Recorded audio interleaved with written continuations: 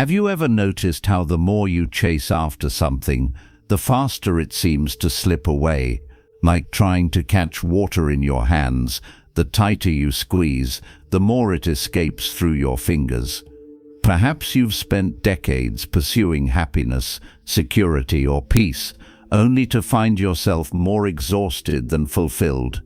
You wake up one morning and realize that all the striving, all the effort to make life bend to your will has left you tired in a way that sleep cannot fix. At 70 years old, maybe you're finally ready to ask a different question. Not how can I get what I want, but what if I've been going about this all wrong?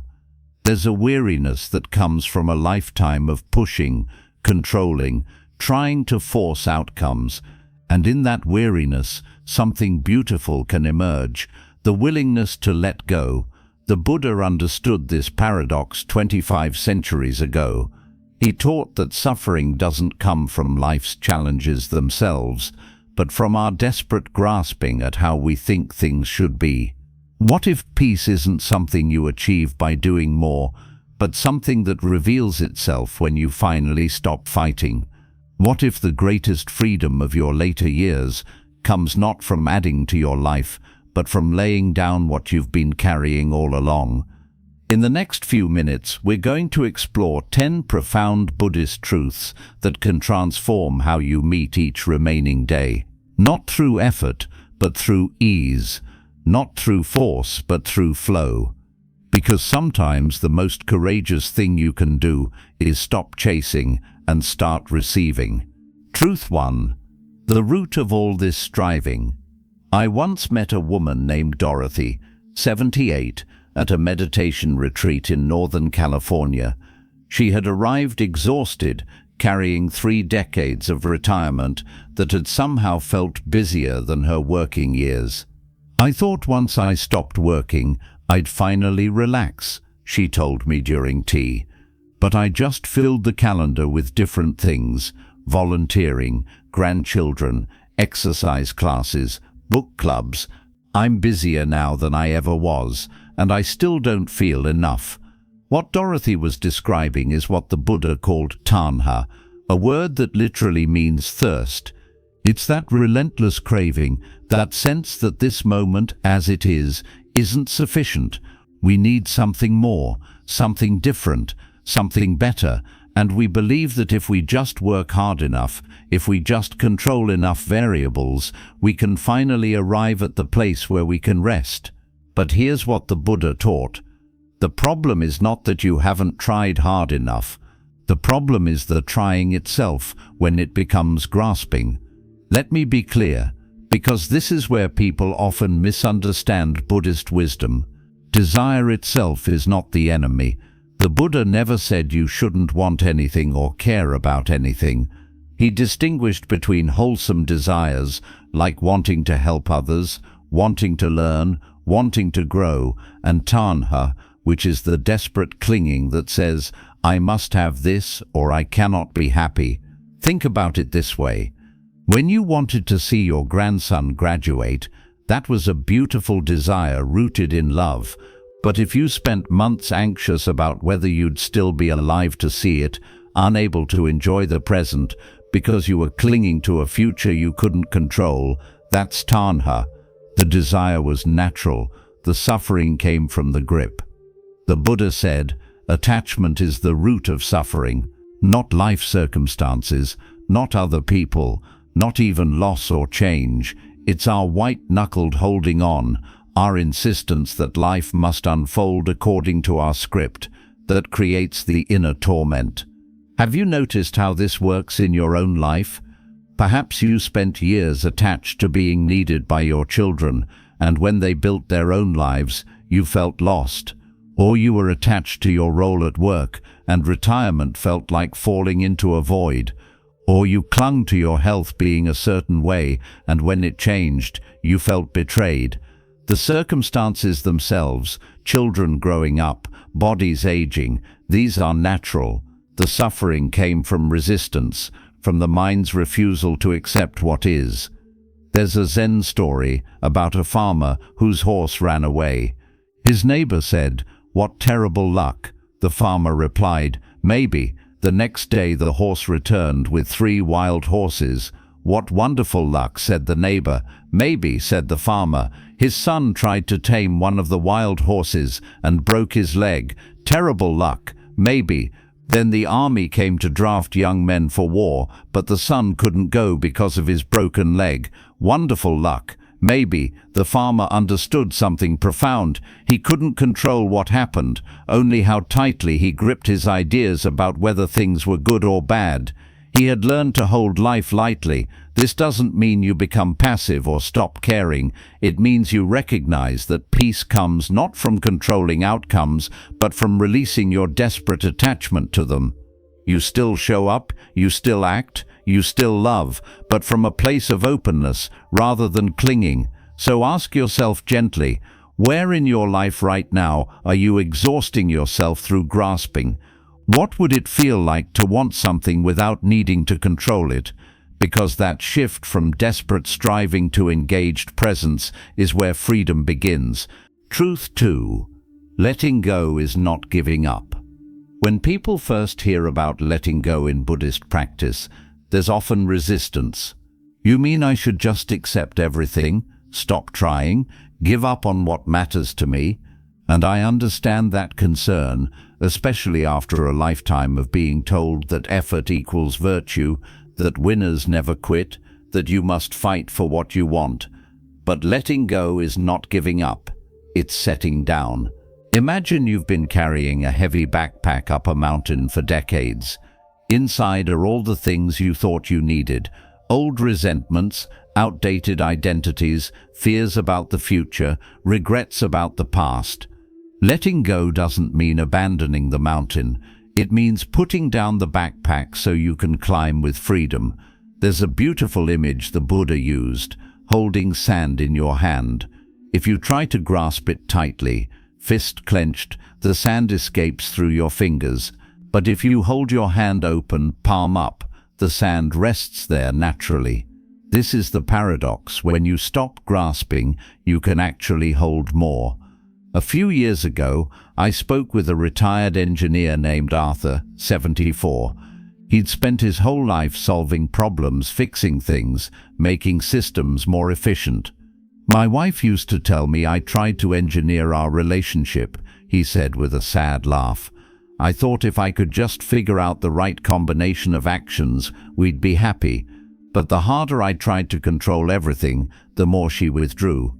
After she passed away, Arthur found himself in meditation, not out of some spiritual calling, but simply because he was so tired. I realized I'd spent 50 years trying to manage life like it was a machine, but life isn't a machine, and people aren't problems to solve. He paused, his eyes wet. Letting go doesn't mean I loved her less. It means I wish I'd trusted the love more and controlled less. This is what the Buddha meant when he taught about releasing attachment. When the mind relaxes, when craving softens, action becomes natural rather than forced. You're no longer pushing the river, you're moving with it. In practical terms, what does this look like at your age? It might mean accepting that your body moves differently now without seeing it as failure. It might mean allowing your adult children to make choices you wouldn't make without withdrawing your love. It might mean facing each day as it comes, rather than anxiously planning for a future you cannot guarantee. Letting go creates space, space for clarity, space for breath, space for life to unfold in ways your tight grip never allowed. And in that space, something remarkable happens. You discover that you're supported in ways you never noticed when you were too busy controlling everything. Truth 3. Returning to this moment, where is your mind right now? Are you fully here, reading these words, feeling your breath, aware of the sensations in your body, or has your attention wandered to tomorrow's doctor appointment, last week's argument with your daughter, the grocery list, the ache in your knee?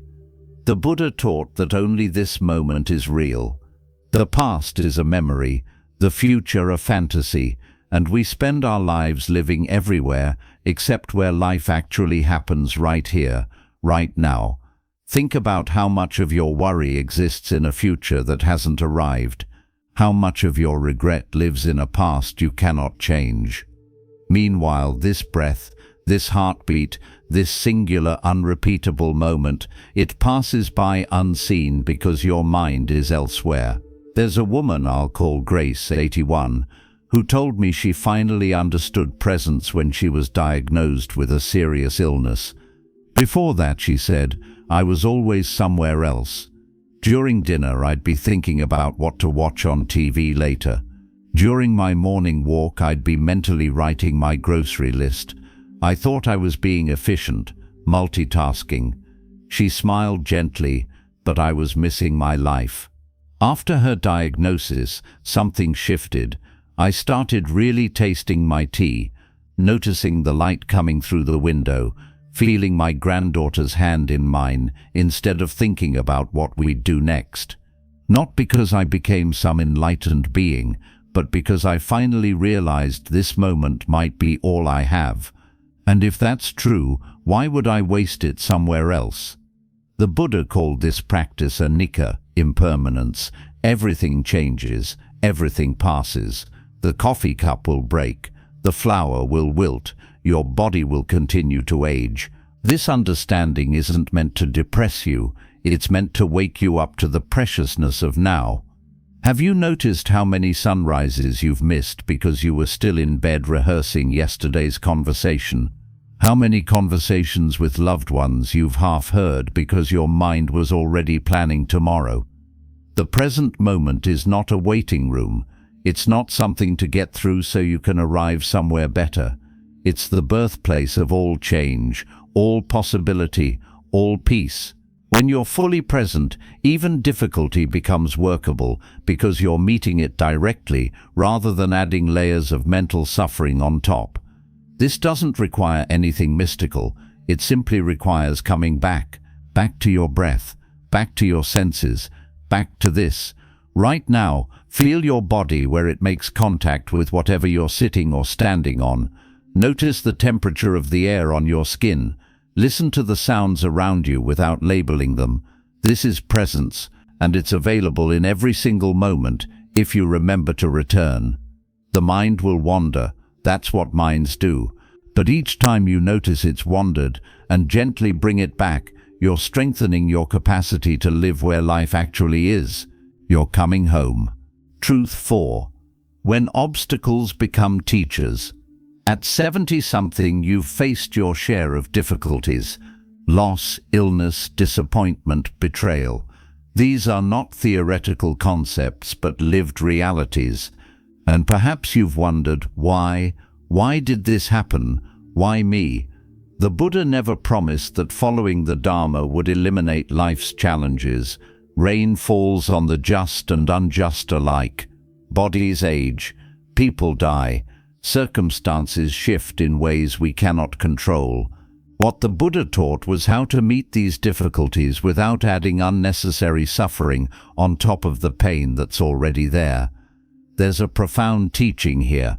Obstacles are not punishments, they're part of the path. In fact, they're often our greatest teachers if we're willing to learn from them.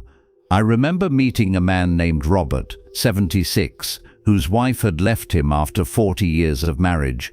I was angry for years, he told me, felt like a victim, bitter about all the time I'd wasted.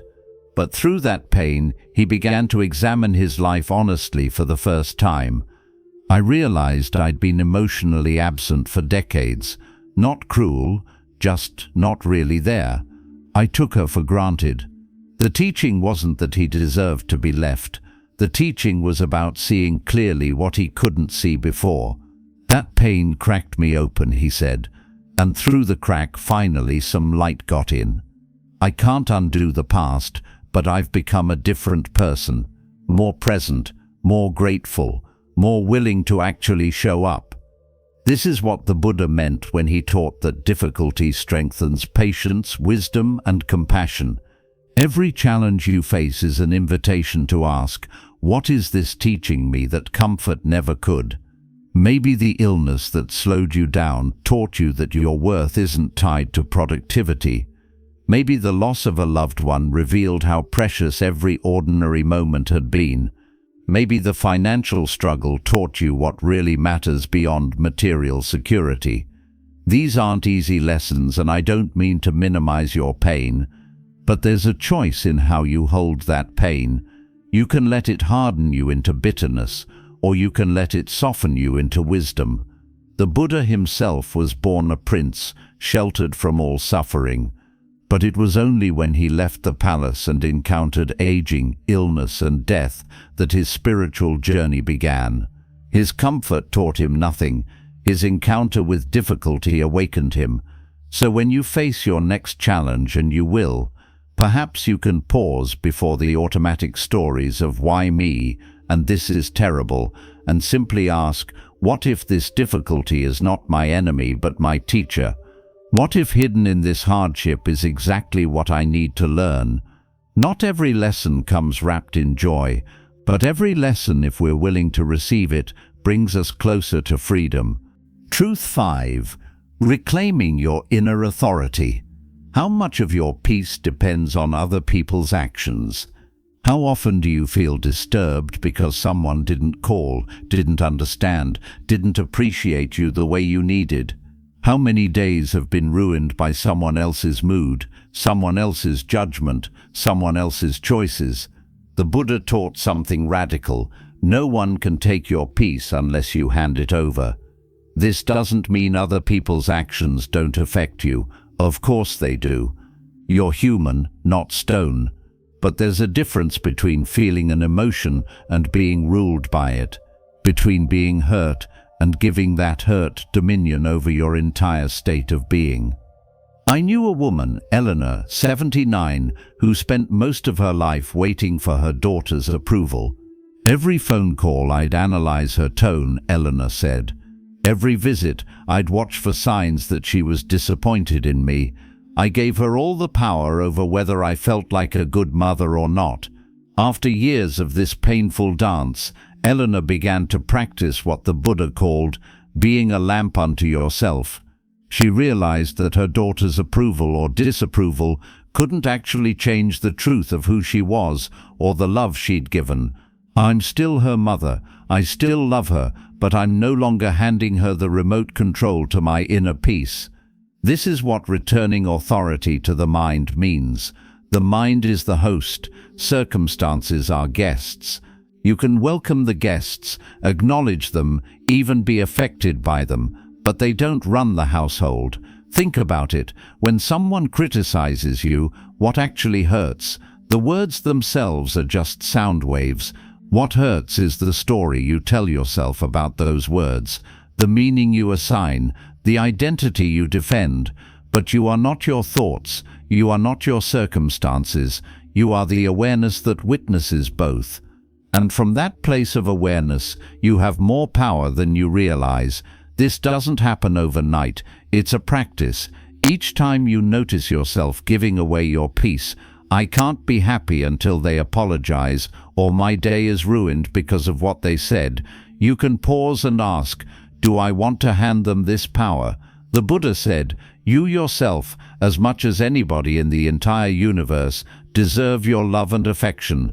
This includes protecting your peace, not through building walls, but through recognizing that your inner state is your responsibility, your domain, your refuge. When you reclaim this authority, relationships actually improve. You're no longer needing others to be different so you can feel okay. You can love them as they are, not as you need them to be. And ironically, that freedom often invites more genuine connection than all your attempts to control ever did. Truth 6. The wisdom of not doing. We live in a culture that worships productivity, that measures worth by output, that sees rest as laziness. Even in retirement, many people feel guilty if they're not staying busy, filling every hour with activity, proving they're still useful. But the Buddha taught something that challenges this entirely. Sometimes the most powerful action is non-action. This doesn't mean sitting idle while life passes by. It means recognizing that not every moment requires interference. Not every problem needs your immediate solution. Not every silence needs to be filled. There's a practice in Buddhist philosophy that relates to this, knowing when to pause, when to wait, when to let things unfold naturally, rather than forcing them. Some seeds need darkness and time to grow. Some problems solve themselves when we stop prodding them. Some relationships heal when we stop trying to fix them. I met a retired teacher named Margaret, 73, who had spent her life solving problems for her students, her children, her friends. I thought that's what love was, she said, always having an answer, always jumping in to help. But she'd noticed that her adult children had become somewhat helpless, always calling her to solve things they could handle themselves. I started practicing what I called sacred silence, Margaret explained. When my son would call with a problem, instead of immediately offering solutions, I'd pause, I'd listen, and then I'd say, "What do you think you should do?" At first it was so hard. I wanted to rescue him, but gradually I watched him become more confident. He didn't need my solutions, he needed my trust. This is the wisdom the Buddha taught. Trust in cause and effect. Plant the seed, provide water and sunlight, and then step back. The seed knows how to become a tree. Your interference, no matter how well-intentioned, doesn't make it grow faster. In your own life, where are you exhausting yourself by doing when simply being would be more powerful? Perhaps with your grandchildren, where your presence matters more than the activities you plan. Perhaps with your health, where rest might heal more than one more specialist appointment. Perhaps with your spouse, where sitting together in comfortable silence might be more connecting than constant conversation. The Buddha never advocated for passivity. He taught engaged presence, and sometimes the most engaged thing you can do is nothing, to simply witness, to allow, to trust the natural unfolding of things. Truth 7. Gratitude as transformation. I want to share something that might sound strange. Gratitude is not about forcing yourself to feel positive about difficult things. Real gratitude, as the Buddha taught it, is about seeing clearly what's already supporting your life. Right now, as you read these words, your heart is beating without your conscious effort. Your lungs are breathing. The roof over your head is sheltering you. Somewhere someone loves you. These aren't small things, but we miss them because we're focused on what's missing, what's wrong, what we wish were different. There's a woman I'll call Joyce, 84, who lived alone after her husband died. She spent her first year of widowhood drowning in what she'd lost. I couldn't see anything else, she said. Every morning I'd wake up and the first thought was, "He's not here." Then a friend suggested she try a simple practice. Each night before bed, name 3 things she was grateful for. At first I resented it. It felt fake, like I was supposed to pretend everything was fine when it wasn't. But she tried it anyway. The first night, all I could think of was, "I'm grateful the day is over." But I kept going. Gradually, I started noticing small things. The neighbor who brought me soup, the cardinal that visits my bird feeder, my hands that still work well enough to knit. She paused. My grief didn't disappear, but it stopped being the only thing I could see. This is what the Buddha understood. When the heart feels full, craving weakens, not through denial of pain, but through balanced awareness. Yes, there is loss, and yes, there is still so much here, still present, still worthy of attention. Gratitude isn't toxic positivity. It's not pretending difficulty doesn't exist. It's choosing to also notice what remains, what supports, what endures. Think about your own life right now. Yes, your body has changed, but it still carries you. Yes, some friendships have faded, but others remain. Yes, you've lost things, but you're still here, still breathing, still capable of love. The practice is simple. Each day, find something to appreciate, not to fix your problems, but to balance your vision, because the mind tends to focus on lack unless we intentionally guide it towards sufficiency. When you practice gratitude consistently, something shifts. The world hasn't changed, but your relationship to it has. You stop waiting for life to be different before you can be at peace. You recognize that this moment, as imperfect as it is, holds everything you need to be okay right now, and from that place of okayness, of feeling held by what is rather than tortured by what isn't, you discover that you already have what you've been chasing. Not perfection, but sufficiency. Not everything you want, but enough. Truth 8. Freedom from your own emotions. Have you ever noticed how an emotion can arrive uninvited and completely take over? One moment you're calm, and the next you're flooded with anger, sadness, or fear. And in that flood, you believe the emotion's story completely. You are the anger. You are the fear. You are the sadness. But the Buddha taught something that can free you. You are not your emotions. You are the awareness that witnesses them. All emotions arise and pass, like weather moving through the sky. The sky doesn't resist the clouds, doesn't cling to the sunshine. It simply allows everything to move through. You can be like the sky. I remember speaking with a man named Harold, 78, who struggled with angry outbursts his whole life. I'd feel that heat rising in my chest, and then I was just gone, couldn't stop the words from coming out. His relationships suffered, his health suffered, he suffered. Through meditation practice, Harold learned to notice the gap, that split second between feeling anger arise and acting on it. At first the gap was tiny, but I started to see the anger comes, it peaks, and if I don't feed it with thoughts and stories, it passes, usually within 90 seconds. This is scientifically true, by the way. The physiological response of an emotion, the rush of chemicals, the bodily sensations, lasts about 90 seconds. What makes emotions linger for hours or days is our mental involvement with them. The stories we tell ourselves, the replaying of events, the justifications and arguments we rehearse. When you observe emotion without identifying with it, something profound happens. The emotion still arises, you're human after all, but it no longer controls you. You feel sadness without being destroyed by it. You feel anger without needing to lash out.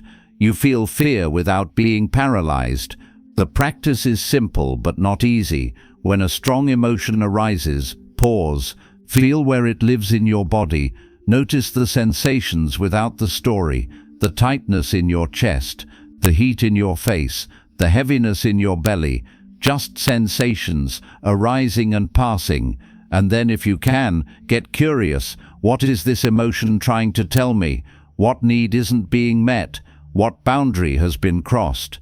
Emotions become teachers instead of tyrants when we listen to them without being consumed by them.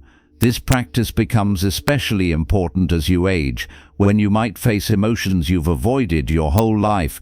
Grief about mortality, fear about dependence, anger about how your body has changed. You don't have to run from these feelings anymore. You can turn toward them with compassion and say, I see you, you're here, you're allowed to be here, but you're not the whole truth of who I am. When you stop fighting your emotions and stop being ruled by them, you find the middle path the Buddha taught, the freedom to feel fully while remaining steady at your core. Truth 9. The practice of enough. When is enough enough? Have you noticed how the finish line keeps moving? Just a little more money, and then you'll feel secure. Just a little more recognition, and then you'll feel worthy. Just one more achievement, and then you can rest. But that day never comes, does it? Because more has no end. It's a horizon that recedes as you approach. The Buddha taught that peace is found not in getting more, but in recognizing enough. Not settling for mediocrity or abandoning your dreams, but seeing clearly when you've crossed the threshold from genuine need into endless wanting. I knew a couple, Martin and Elaine, both in their mid-70s. Martin had spent his life chasing financial security, working long hours, missing birthdays and anniversaries, always telling himself it was for their future.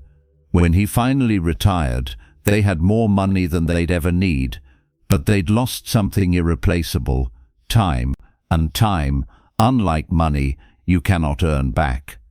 "I thought I was providing," Martin said quietly, "but what I was really doing was running from a fear that had no bottom. There was never going to be enough money to make me feel safe, because the problem wasn't financial, it was spiritual."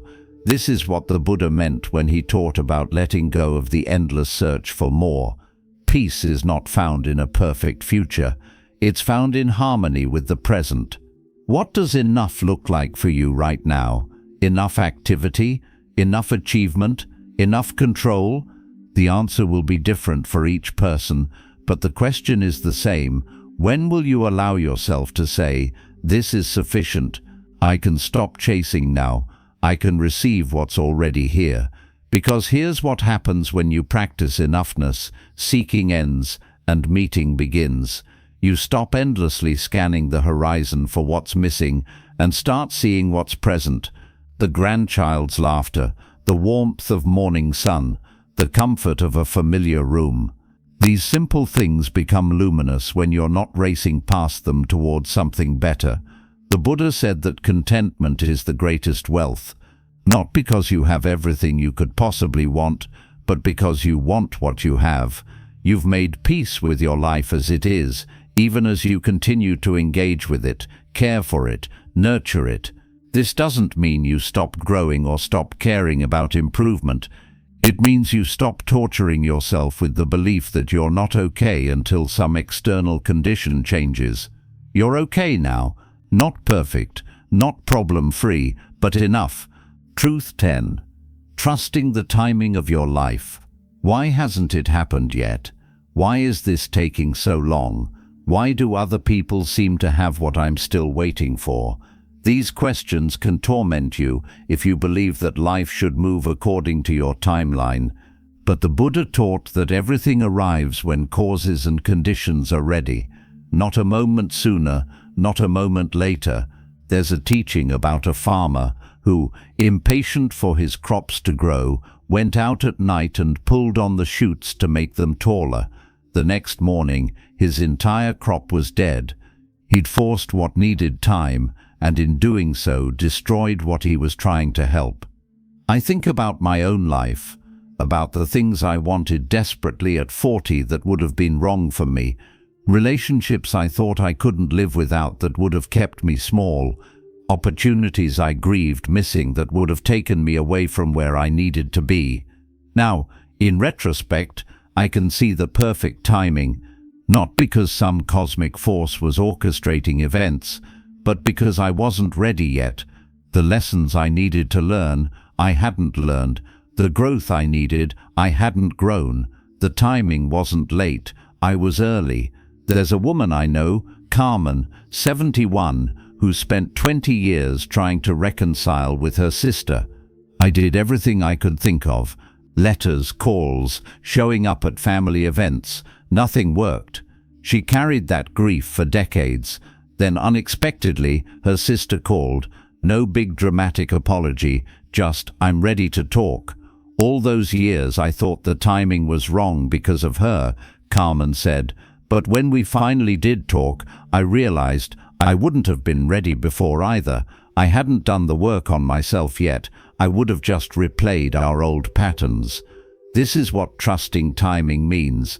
Not passively waiting for things to fall into your lap, but engaging with life while surrendering your attachment to when things should happen. Plant seeds, tend them, and then trust. Some fruits ripen in weeks, some take years.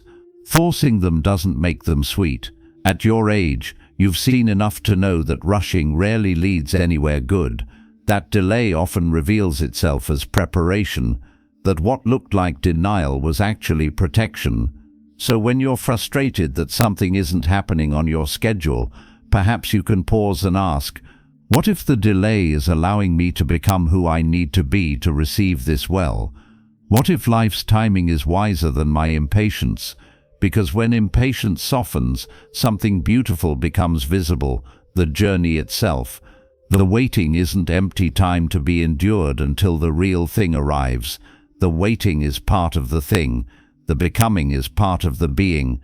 We've walked through 10 truths together, and perhaps you've noticed they all point to the same simple, profound reality. Life doesn't need to be conquered, it needs to be listened to. All these years of pushing, controlling, forcing, chasing, what if they were keeping you from receiving what was already being offered?